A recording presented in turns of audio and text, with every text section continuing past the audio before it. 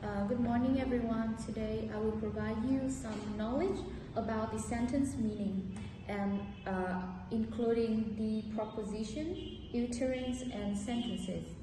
So let's start by looking at the meaning of the sentences. So the sentence meanings is what a sentence means regardless of the context and situation in what it may be used. So it will include proposition, sentences, and utterance.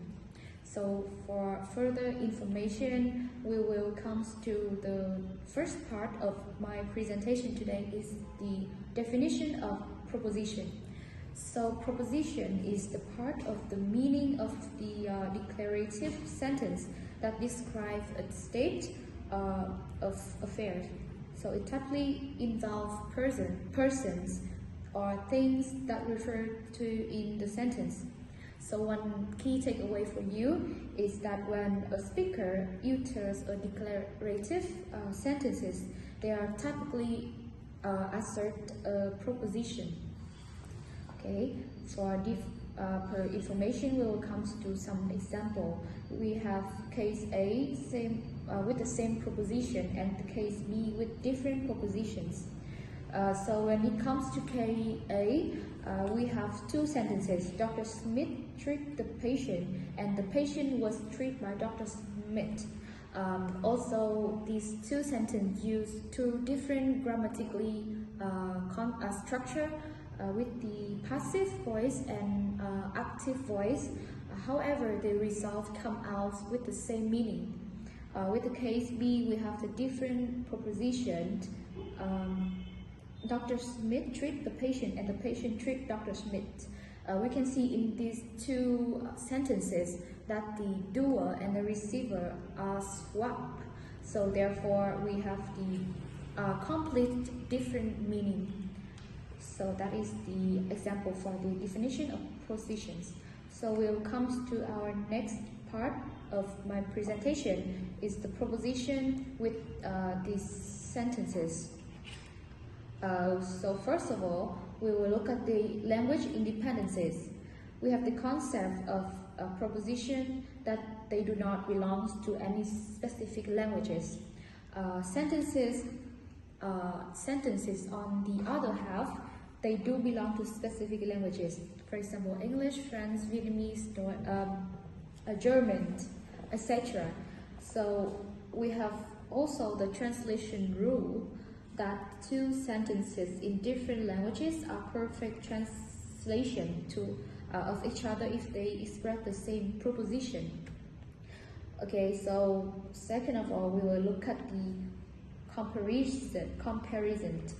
So sentences are treated as grammatical string, and the proposition are treated as the thought or the fact that behind this string. Okay, so for to better understanding, we will come to an example. So we consider the concept of someone who is hungry. So we can express this single ideal in different languages.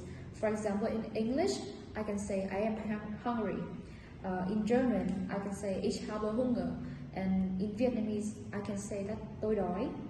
So in conclusion, we have made three different sentences, different word, different structure. They all correspond to one single proposition that is the state of the speaker who needing food. So that is the example from the proposition and sentences. And the next part will come to the utterance and sentences. We will look at the differences between the two concepts. So the utterance is the use of language by a specific speaker on a specific occasion. Well, it is a physical event. It has tone, sound, or silent. On the other hand, we have the sentences. Is an abstract string of words defined by grammatical rules, and it is an ideal form, not a physical event. Okay, we will take a look at the two examples. Coffee, I can say coffee. So coffee is a one-word utterance. And I will